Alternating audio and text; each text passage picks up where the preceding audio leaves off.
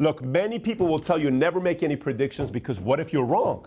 What if you are wrong about your prediction? People are going to criticize you. You have no idea what you're talking about. Look at you here. Why'd you say something like that? I knew you were wrong, right? But here's the reality of it.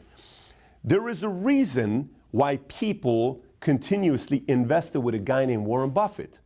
There's a reason why people keep trusting to go back to Ray Dalio. How do they know how to predict the future? Why do they keep getting returns? If today Elon Musk gave you a call and said, look, I'm thinking about starting a new company, and I would like you to be one of my first 20 employees, 30 employees, 50 employees. Would you say no to it? What if he said there's an equity position for you? You may say yes. Why would you say yes? That is a form of prediction if you said yes. So today, I'm going to talk about 12 things to be thinking about when coming down to predicting the future as an entrepreneur. Okay, so let's get right into it. Point number one is studying each generation's level of frustration in any area of their lives. Let me explain to what I mean by this. So, for example, take what Chip Wilson did. Chip Wilson's the founder of Lululemon. When I sat down with him, he was telling me how he came out with the idea of Lululemon. He would go to yoga classes, and then afterwards, he would go sit outside at the nearest coffee shop next to the girls and women who were leaving the yoga classes and listen to their frustration. And he realized everybody was frustrated with their yoga pants. So they would say, you know what, I'd love to go to the mall, but I don't feel comfortable going to the mall with these pants. So he went and created pants that made women feel comfortable to wear it at a mall. He takes his business from $0 to $12 billion. He's worth $4 billion today. Take, for example, boomers, okay? Boomers are born between 1946 to 1964. So the oldest boomer turns 50 years old in 1996. What do you think is the level of frustration that a 50-year-old goes through? Think about it. What does a 50-year-old go through? What do you start experiencing in your 40s, right? We hear about it all the time right now, but back then it's kind of private, right? Erectile dysfunction, for example. Do you know when Viagra came out? 1996. You know how old the oldest boomer was? 50 years old. You know the youngest boomer was only 32 years old. How did that happen? What are they frustrated about? You can predict the future if you simply take each generation and write down what are they most frustrated about. Go listen to them. Here's what they're most frustrated. Here's what they're frustrated. Then find a solution for whatever their generation is. You can predict what trend is going to take off next. Point number two, I can walk into a company or an office or an organization and I can see based on the energy of how the team is together and how they solve problems to get in a boardroom, you can pretty much say, these guys are going places. They work good together, they flow good together, they're not afraid, there's not fear, there's not like somebody that's pushing or bullying and all this other stuff. These guys got a good energy, they got a good team. Something's gonna happen, you can make a prediction, but I can also walk into a room and see somebody that's iron fist, no one's opinion matters, only he speaks, no one can give advice, no one can say anything, he never takes anyone's advice. You can also figure out who is probably gonna leave that environment in no time, because you can't lead like that for a long time. Energy of the people can also predict the future of a company or an industry. Point number three is being able to use data and studying trends to help you make a certain decision about whatever your prediction is. I like to look at numbers both internally and externally. What do I mean by internally? I want to know what kind of customers like my products, what kind of customers don't like my product, what kind of salespeople do well at selling my product, what kind of salespeople don't do well at selling the product. I want to know what kind of executives do well, what kind of employees do well. I want to know what kind of partners do well. I want to study all the data that I can. I want to know seasons, months, hours, seconds, days. I want to know all of it, right? So think about it as far as sports goes. Let's just say you and I want to buy a sports team together. Me and you. We don't know which sports team, but we want to buy a sports team together. You ready? So you got NFL, you got MLB, you got NBA, you got NHL, and you got soccer team in America, MLS. Now here's the key. We're not buying a sports team for fun. Like we're not buying it because we should go buy a basketball team because I love basketball. We're buying it purely from an investment standpoint, right?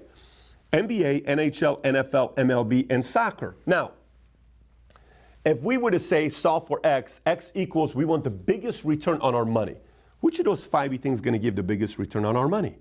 If we have a sports team, we buy, Raiders. I was about to be a minority owner of the Raiders. I was buying 1% of the Raiders, and we were going back and forth. This is right when they signed John Gruden. The guy came up saying, I think it's worth $2.8 billion. I give him an offer at $2.3 billion for the 1% of the $2.4 billion, $2.3 billion. And he said, no, I think it's $2.8 billion. I said, I'm not interested. They're going to go to Vegas. They're getting Gruden, 10-year contract, all this other stuff. I said, no. Why? I didn't see the trend for me to want to go in and give that kind of a check to them. So I stepped out of it. But if you look at the 5, soccer may be the one that's going to give you the biggest X factor. Why? Here's why.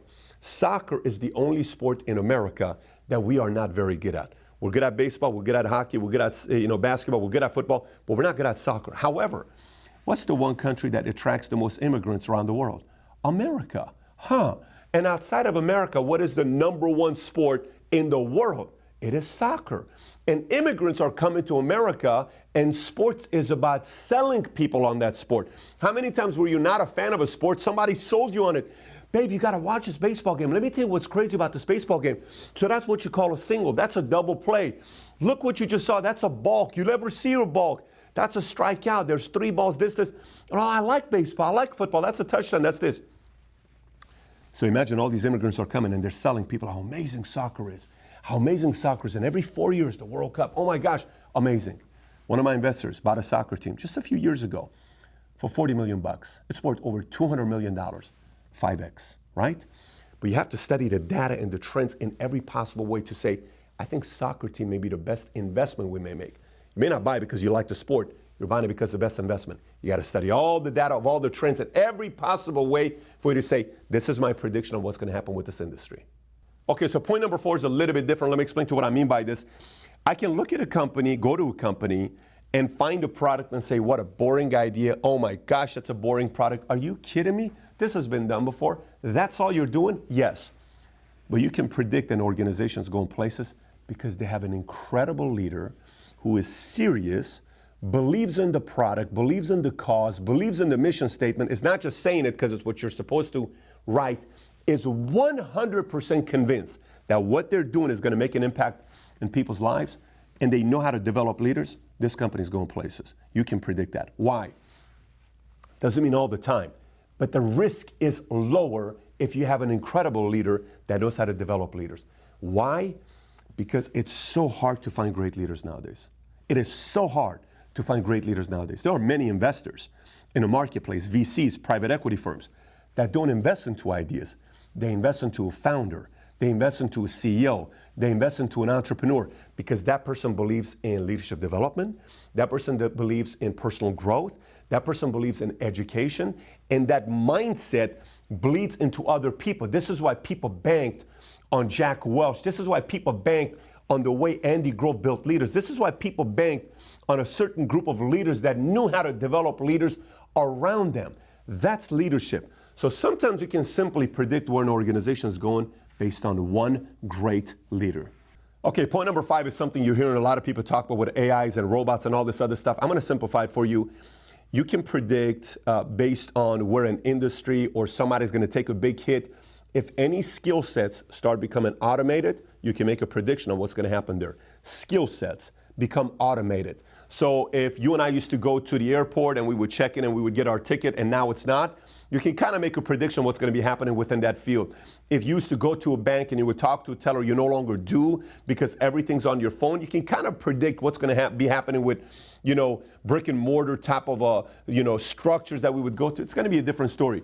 If you and I used to go to Barnes & Noble and Borders to buy a book, and all of a sudden we're buying ebooks and it's 24% of readers now reading ebooks. This was like 10 years ago, the data. You can kind of predict the future of what's going to happen with Borders and Barnes & Noble. Every time I go to the Barnes & Noble in Frisco, I ask the guys, I said, listen, how are you guys doing financially? And the answer is always the same. I think we're doing okay. I think we're doing okay.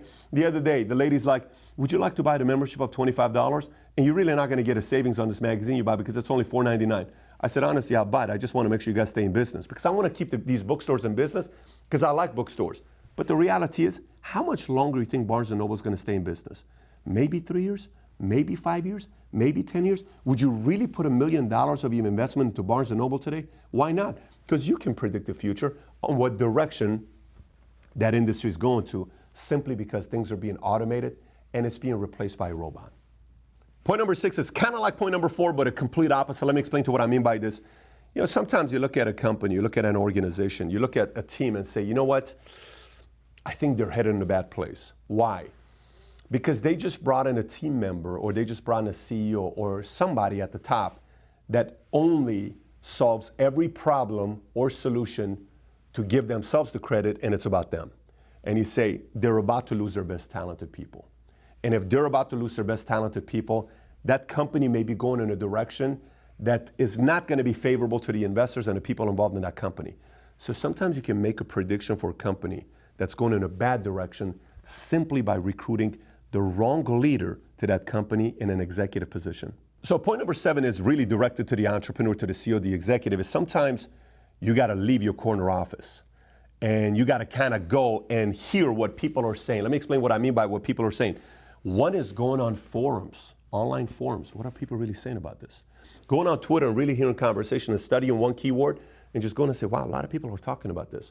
Going and seeing which companies are pivoting. Why are they pivoting? Why did these 3 companies pivot as big as they did? What's the reason for them? Okay, like I remember in the insurance industry, this was 2 weeks before the election was coming up. The insurance industry, everybody thought Hillary Clinton was going to be the president, and everybody made their commissions tighter. Like, oh, wow, everybody got looser. What happened all of a sudden here? But they had banked on one thing, and I went and looked at these industry articles that they had on these couple different websites, and these guys said internally, such and such person from this company, from Prudential, from Trans, from this company, they believe Hillary's going to be president, and because of that, they're doing this, they're doing that, they're doing this. If I didn't go on those forums, I wouldn't know why the industry is getting tighter. Then I kind of got a little bit of a clue of what's taking place. Sometimes you got to leave your executive office, your corner office, and just kind of go listen and see what's going on really in the real world. What are the consumers? What are the industries pivoting about? And are they right? Are they wrong? And why are they really doing this? Getting the motivation behind it, and then that'll help you have a little bit more ammunition and info about the next prediction you can make. Point number 8 is political. I know most people don't like to touch politics, but here's the reality of it. You have to know which president, which congressman, which senator is supporting which bill. What do they promise they're going to regulate or deregulate if they get elected, and how does it impact you? For instance, you know, when certain candidates get up and they say, if I become president, we're going to regulate this industry, and we're going to regulate that industry, and we're going to regulate this industry.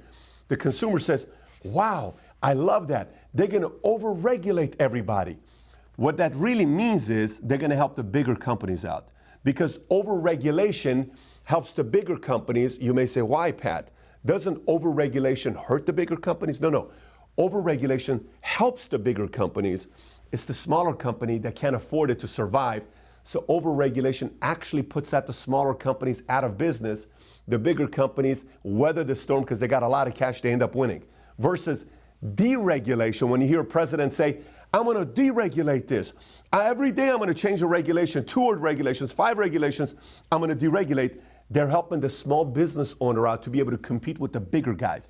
So you have to pay attention to politics and regulation, because regulation can tell you which big company is going to win, which smaller company is going to win, based on whatever regulations your politicians will be making.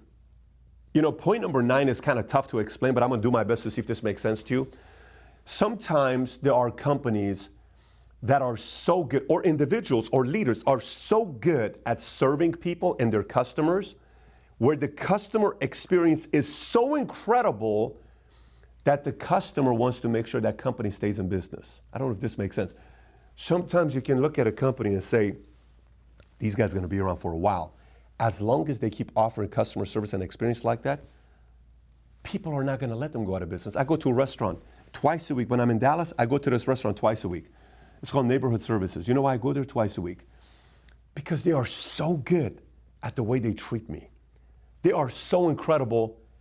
I want to make sure they stay in business. And every time I'm there, this place is packed. It doesn't matter what time you go there. They're always packed. They have a system that works so well. You can predict that with small companies. You can predict that with big companies. You can predict that with individuals. You can predict that with great salespeople. You can predict that with great executives, with their people, CEOs, entrepreneurs, CFOs. If somebody treats their group of people well, they're typically going to be winning long term. You can bank on them winning long term. Okay, so the best way to explain point number 10 is this way. I want you to think about your biggest insecurity. You. What is your biggest insecurity? This is the one that your mom doesn't know about, your dad doesn't know about, your husband, wife, girlfriend, boyfriend, best friend. No one in the world knows about this insecurity. Only you know about this insecurity. Now imagine this.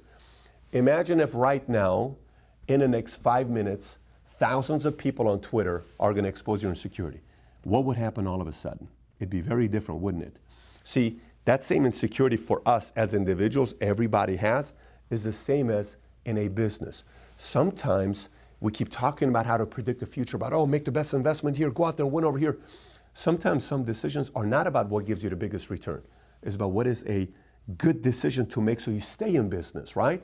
So if you don't ever ask questions about your biggest insecurity as a company, for example, there's one thing that was happening with our company back in 2011, 2012. If anybody ever figured this out, this one move in 2011, 2012, we're shutting down. And it almost happened. I'll never forget that meeting. It almost happened. So many businesses don't think about their insecurities, their weaknesses, and all of a sudden somebody figures it out, and next thing you know, they're shut down. You got to ask the question, what is the one thing that can put your company out of business, and keep figuring out ways to protect that and eliminate that so it doesn't eventually happen? You know, point number 11 is something you know about, but I'm going to explain it maybe in a way that'll get a little bit more clear. You can call it traditional way of thinking, you can call it stubborn way of thinking, or you can call it a fixed mindset. Let me explain what I mean by this. So a company creates a vision and they say, this is where we're going, and this is what we're doing. Sometimes executives confuse a very crystal clear vision to the point where, you know, here's the only way to get there. Not necessarily. Sometimes on a way to a dream, you get lost and find a bigger, faster way to get there, right? So you can't necessarily say, here's the only way to get there. You got to be willing to innovate and adapt and be open to certain ideas. When companies, organizations don't get open to it anymore and they're not willing to be receptive to it, you already know where that's going. Flatline with one of those leaders that's the most creative in that organization to go leave and do it better, become a competitor and take a part of their, you know, market away, and all of a sudden this one goes down, somebody else comes up. It just happens so many years, and you can always predict this with major, major companies. Point number 12 is by far the toughest one to do because it has the highest upside and by far the biggest downside when I explain this to you. Here's what I mean by it. Point number 12 is not about predicting the future. It's not about this data, this trend, this makes me predict that I believe this is what's going to be taking place. No, point number 12 is about creating the future. Very big difference. Here's what I mean by it. And here's why very few people do it, because you're either a hero or you're an absolute fool, crazy human being for thinking this was even possible. Watch. Phil Knight is the founder of Nike. Do you want to know why Phil Knight all of a sudden built an empire of Nike being what it is today? Here's why. Back in the days, Phil Knight, every year when the NBA had a draft, they would put $25,000 endorsement into 20 different players. So here's $25,000, here's $25,000, here's $25,000, here's $25,000, here's $25,000. In 1984, one of his advisors said, don't put $25,000 into 20 players. Put $500,000 into one player. And that one player's name was Michael Jordan. Do you know what ended up happening with Nike? Michael Jordan built Nike. If Michael Jordan was a flop, there is no Nike. So watch this. You got Phil Knight on this side. Let me give you another example here. LeVar Ball came out and said, our son is not signing a contract with Nike or Adidas. He's not. He's just not going to be doing it because we're going to come out with our brand called Big Baller Brand. And everybody said, he's out of his mind. He's crazy. How much is a shoe going to be worth? This much. What? Yes, that's expensive. Hey, you don't have to go buy the Louis Vuitton purse if you don't want to. But this is what Big Baller Brand is. We dictate our price. Everybody called him crazy. Now today, everyone's saying, look, you know, what a crazy guy. It wasn't a great idea. Really? How come it didn't work out for him? Because LeVar Ball wasn't necessarily wrong. Lonzo Ball didn't really end up becoming a player that everybody thought he was going to be. He was drafted second. He should have probably been drafted number 7 or 8, but he was second. What if Lonzo Ball replaced him with LeBron James? What if LeBron James was LeVar Ball's son? And LeBron came out and became this big of a hit. Big Baller Brand, maybe today a $5 billion company, and all these other players are chasing the $20, $30, $40 million contract. LeVar Ball just got his son a $5 billion company. And now people say, what a brilliant genius LeVar Ball is. That is how close you are to being the founder of Nike versus being a founder of Big Baller Brand. That's what happens when you predict the future. You're about to create a new trend, and people push back, and you try to push. But if you make it through, you're a rock star. If you don't make it through, you're an absolute crazy human being. Oh my gosh, this LeVar Ball guy is out of his mind. He's crazy. No, it just didn't work out his way. So last one is not you predicting the future, is you creating the future. So if this entire topic about predictions really intrigues you, I made a video a few months back called 10 Industries Facing Massive Disruption. Click on the link over here to go watch it. And if from today's video you want the PDF about 12 ways to predict the future, click on the link in the description to go find the PDF. And if you haven't yet subscribed to the channel, click right here to subscribe to the channel. Thanks for watching, everybody. Take care. Bye-bye.